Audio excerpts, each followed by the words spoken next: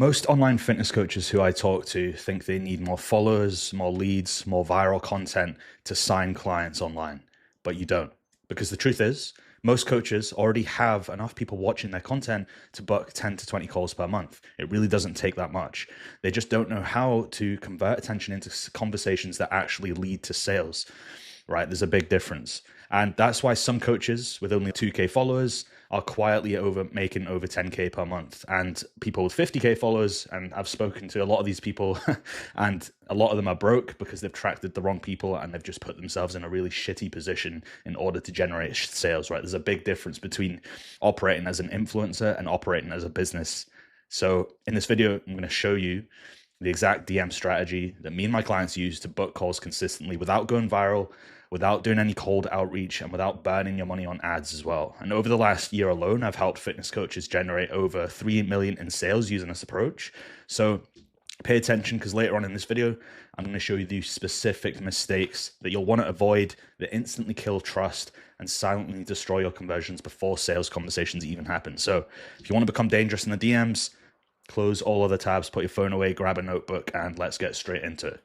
So first of all, before you just start going through a evergreen sort of appointment setting process, you want to identify what the lowest hanging fruits are in your situation right now. And typically it comes down to some sort of like promotion, right? People should do around 4 to 5 promotions per year, right? It could be Black Friday, it could be like New Year coming up, it could be summer coming up, whatever it may be. You just need an authentic justification to do one, right? And this is a great opportunity to create a lot of demand in a short period of time. So what I'm going to show you is just a very high level overview of my quick wins protocol. And we do this multiple times a year. If people are just launching the program, we do it. There's many different reasons why you would do this, but you always want to start here and extract a lot of interest very quickly before you move on to just general appointment setting with new followers and things. So you need to create an offer first, right? And then you send the VIP invite, and then you launch a marketing sequence. That's literally it. So with the offer, you want to keep it fairly broad in order to maximize resonance with your current audience. So especially if you're just starting out, let's say there's a lot of like family and friends in your audience and things like that. These people are not necessarily going to be your ideal client persona. So you have to take that into consideration and come up with an offer that's going to resonate with the majority of people, right? Unless you've already been a fitness coach for quite a long time and you've built up a solid foundation with your audience and you know your audience pretty well, then obviously you're going to want to tailor it to those people, right? And you always want to focus on the outcome, not the process, right? A big mistake I see people make is they'll put out a post saying, hey, I'm doing training plan, nutrition plan, check-ins, support for this amount per month. And they wonder why they hear crickets, right? Because no one cares about the process or what you give them. Because the truth is, every single online coach has those things. That's just part of being an online coach. It doesn't separate you from the crowd or anything. So you want to pick a specific outcome that is a result of this offer, right? You're going to have limited spots. You're going to have deadline for urgency. And you're going to use an authentic justification, which is like Black Friday, summer coming up, whatever is most relevant to what the part of like the time of year, whether it's seasonal or like where your business is at, if you're just launching your program, or maybe you're doing like a price increase, something like that. And you're going to create a one-time incentive, right? So for a limited amount of people, you're going to give them X, right? So you're creating a lot of demand and urgency, because you always get those people who only take action. Like they may be on the fence about doing something like this, but they're never going to take action until they feel like it's like a good deal. So that's why this works really well. And also, given the perception of exclusivity, you want to qualify people. This offer is for this kind of person. This offer is not for this kind of person, to really make it feel like, oh, wow, shit, yeah, that's for me. So that's obviously the foundation, right? You need a good offer to actually market to your audience. Then what you want to do is craft a VIP invite. So you want to first identify all possible prospects who could be interested. Could be family, could be friends, it could be old acquaintances, old leads, people who didn't close on calls, literally fucking anyone, right? The more savage you are about just putting yourself out there, the more opportunities are going to come your way. That's just the way it is. So if you're being timid and shy and you don't want to put yourself out there, then don't expect to get a lot of sales. And the way I see it is, if you truly believe that you can help people, then you're doing them a disservice by not marketing yourself, by not promoting your product. So you're going to create an outreach message, and usually you just want to come from the angle of, hey, I'm doing this thing. This is what it is. This is how it works. High level, I'm going to be working closely one-to-one with a select few people in my insert name of program or name of offer. If you know anyone who could be a good fit, then I'd appreciate it if you could let me know or send them my way. Alternatively, if you're interested, then I'm open to have a chat and I'll give you all the details. Super simple. So you're coming from the angle of, do you know anyone first, right? So it reduces pressure a little bit. So then you it's twofold, right? You're going to message people who could be interested themselves, but then also if you're messaging a lot of friends, family and stuff, then they might send someone your way who's been thinking about getting into shape or whatever. Now, the reason why I call this the VIP invite is because we send it out one day before the launch. So it almost makes them feel important, like you've specifically identified them as someone who could maybe help you out or who might be a good fit. Then let's say people respond. You don't want to give them any information away in the DMs. That's a big mistake. You want to get them onto a call immediately. So you just acknowledge it, be like, awesome, cool. To save me sending you like 400 messages, do you have 20 minutes either today, tomorrow, or the next day, so I can just walk you through everything and show you exactly how it works? Boom. Because the more information you give them over text, the less leverage you have. We want to get them onto a call ASAP. And then when you've done that, which you should get some pretty good results from that, obviously depending on how many people you actually reach out to. Everyone's different.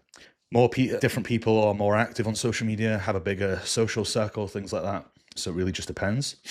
But then you want to go into the actual launch sequence itself, which is typically like a 10-day, 12-day sequence. If you've got an email list, brilliant, you can do it on there as well.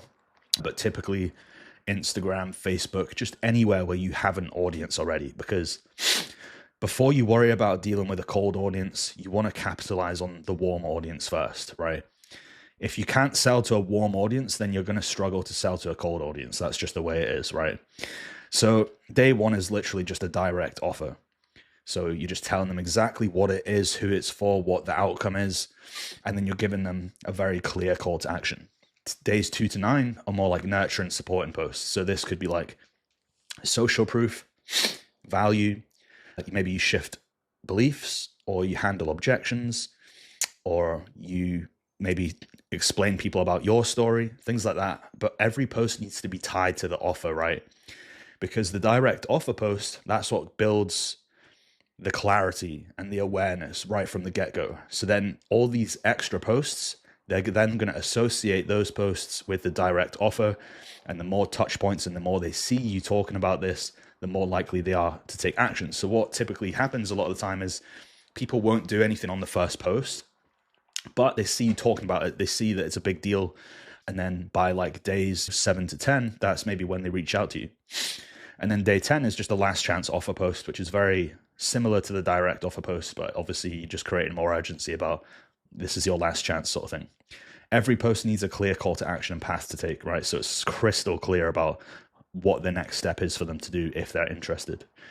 So this is how you build awareness, demand, and curiosity, and how you actually capitalize on the people who are already in front of you before worrying about DMing strangers and things.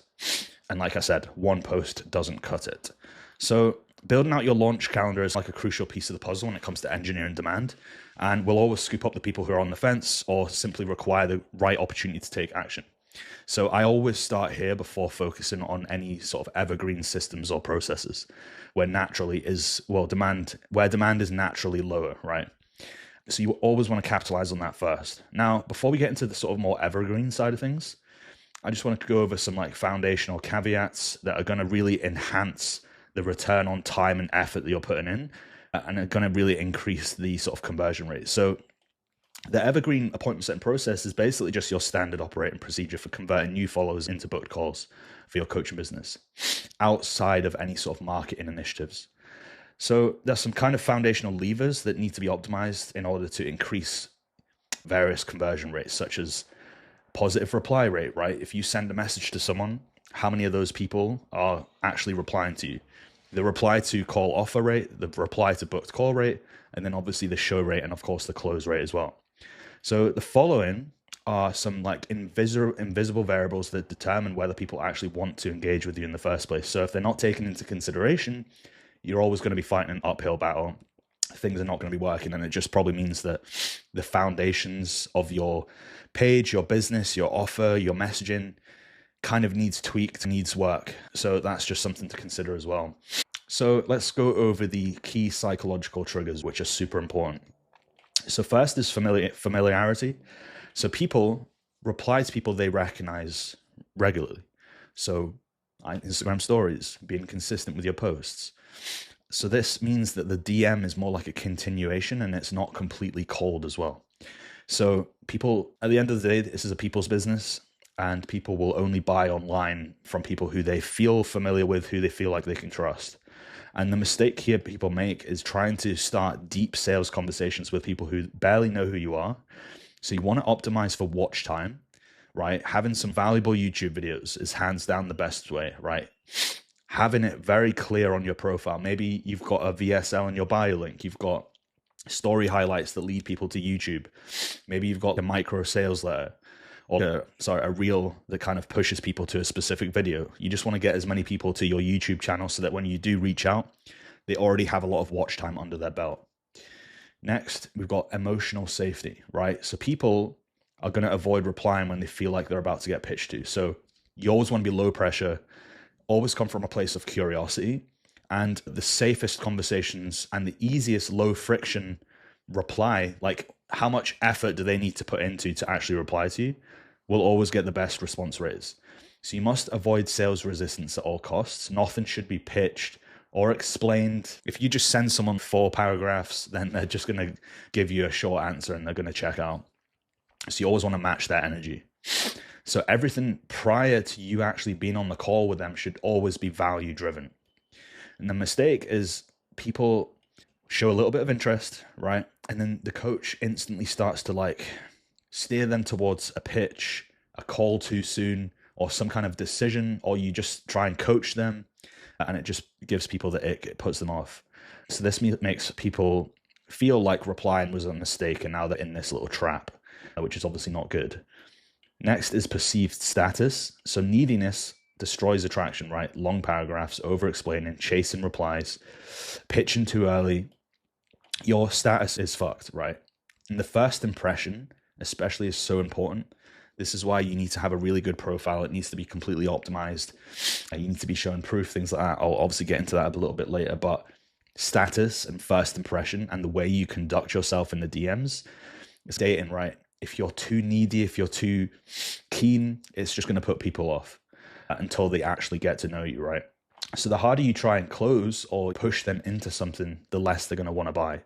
So instead, we anti-sell, which is where the dynamic is changed to prioritizing keeping people out of the program, qualifying them, and maintaining this level of exclusivity and just making it like you're not just trying to get everyone into the program, like it's for a set kind of person and you're qualifying them, right? That's the sort of dynamic there.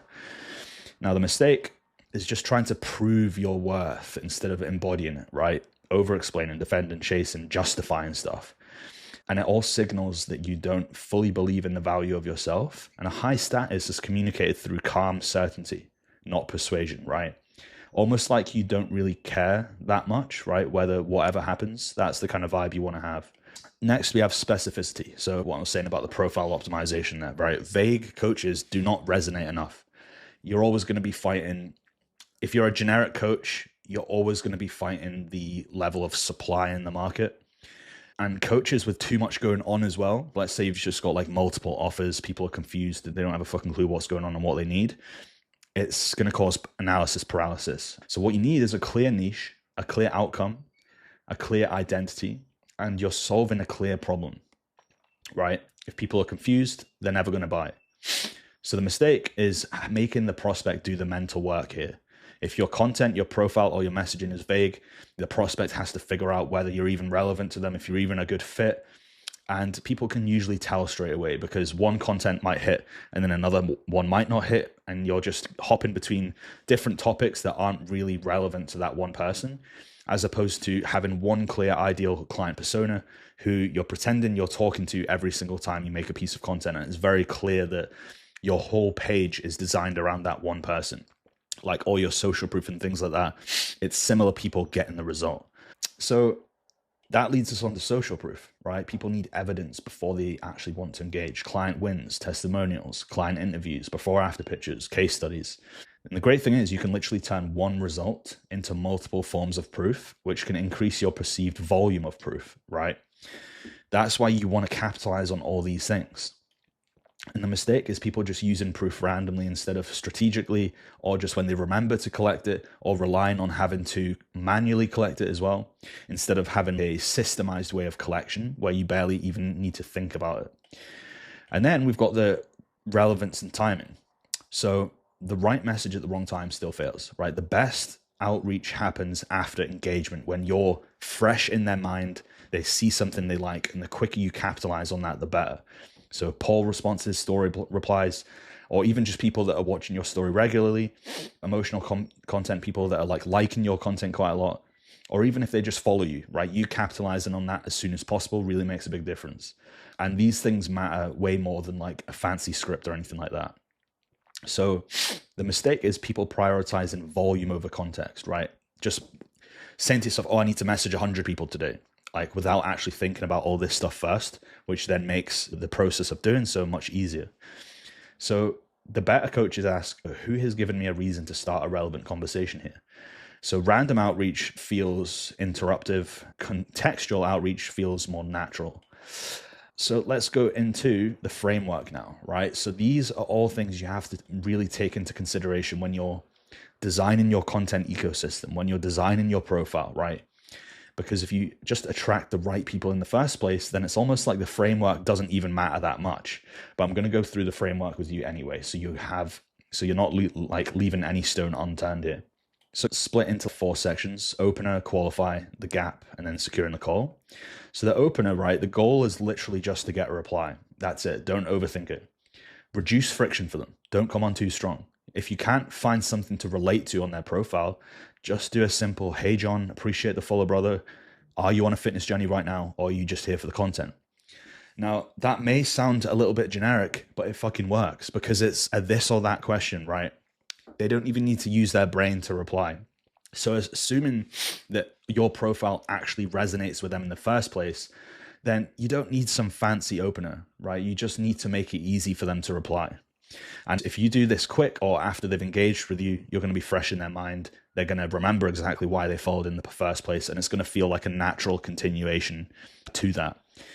Then now we're optimizing for reply rate. So you're getting replies. Now you need to qualify them. So all you're trying to do here is understand what it is they're trying to do, what the current situation is, and why they're even stuck in the first place. What's your goal right now? How long have you been trying to get there? What's the hardest part about doing so? Have you tried anything before? Things like that. But you want to avoid interrogating. So there's a sweet spot here, right? You're obviously following a framework because you're trying to go through a criteria of certain things that you're trying to acquire so you can establish the gap, but you always want to prioritize the natural flow of the conversation.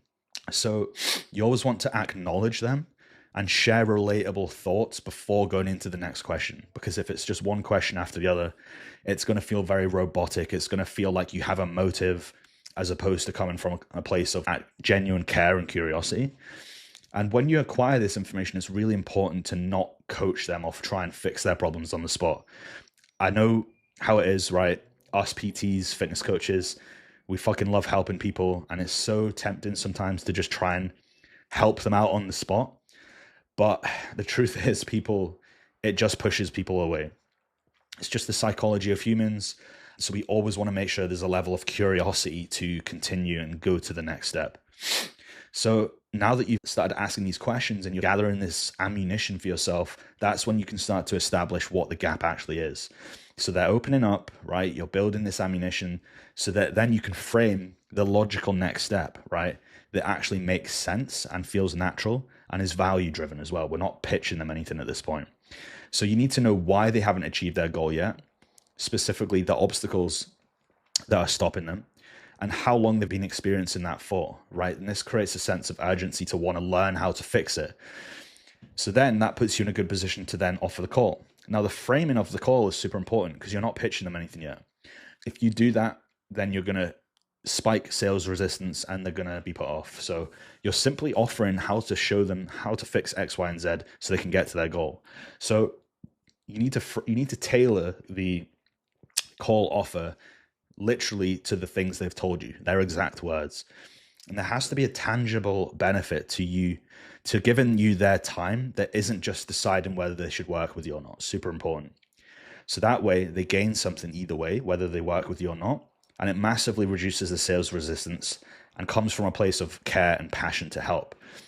So that might just be walking them through how to fix something. That might be coming up with a custom game plan about how to solve those things, like something like that, where they feel like by hopping on this call, even if they maybe aren't a good fit to work with you, they're still getting something out of it. And because you're coming from a place of care and you're relating to them and you're acknowledging how they feel and they feel like you understand them, then it's like a no-brainer just to hop on the call and kind of see what the situation is, right? So that's how you do it, right? Now, not everyone will be ready to buy immediately. This is the thing, which is fine, right?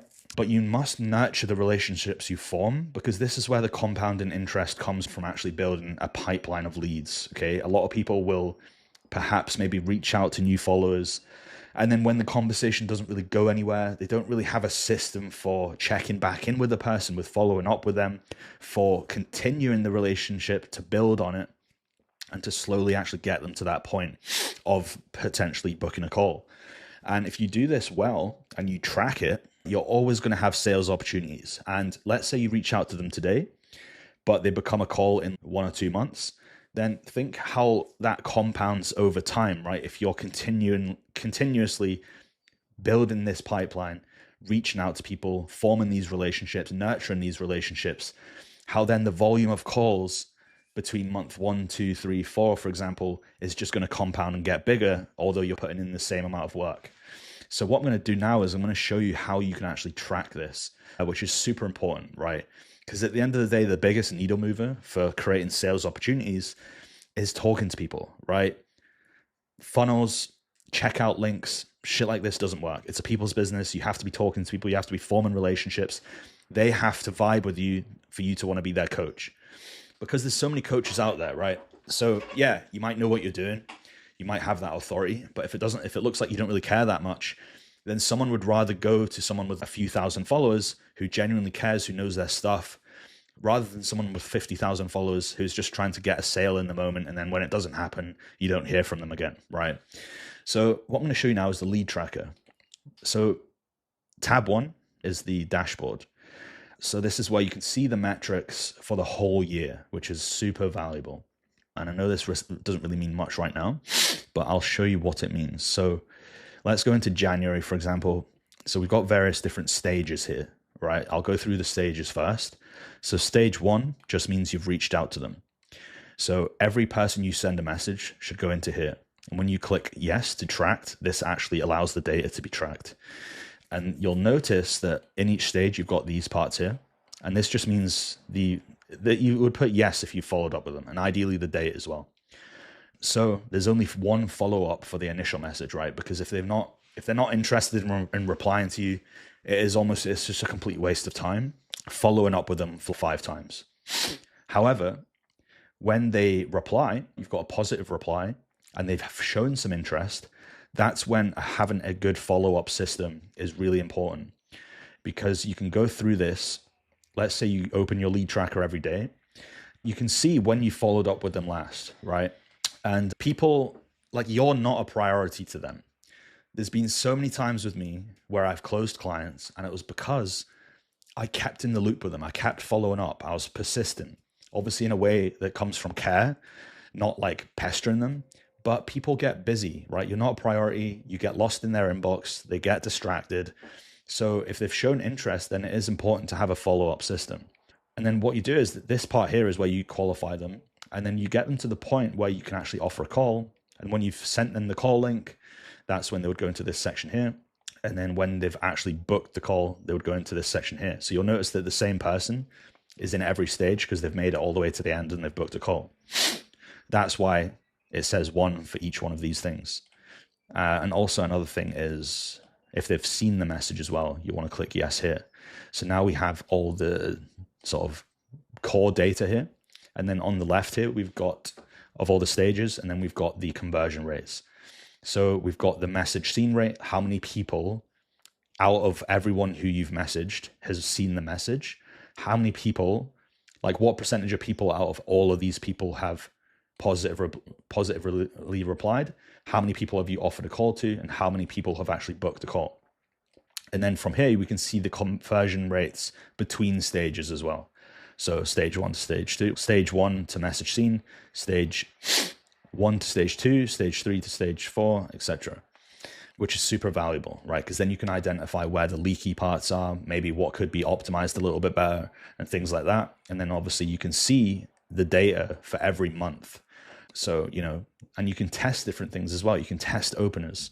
You can test your qualifying stage. You can test how you offer the call to people and things like this, which is super useful. So this is how you track, right?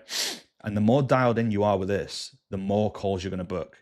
And it really doesn't take that many calls at all, that many followers at all, if you're really dialed in with this. The problem is 99% of people I talk to are not doing this effectively. So if you want me to send you this tracker, I'll send you it for free. Just DM me lead tracker on Instagram. My link is in the description below and I'll send it over to you. But yeah, so that's it for this video, guys. You don't need a lot of followers. You just need to have the right systems in place to actually convert followers into booked calls. And a lot of people fuck it up. So if you've enjoyed this one, give me a subscribe and yeah, DM me on Instagram and I'll send you this over. Cheers, guys. See you later.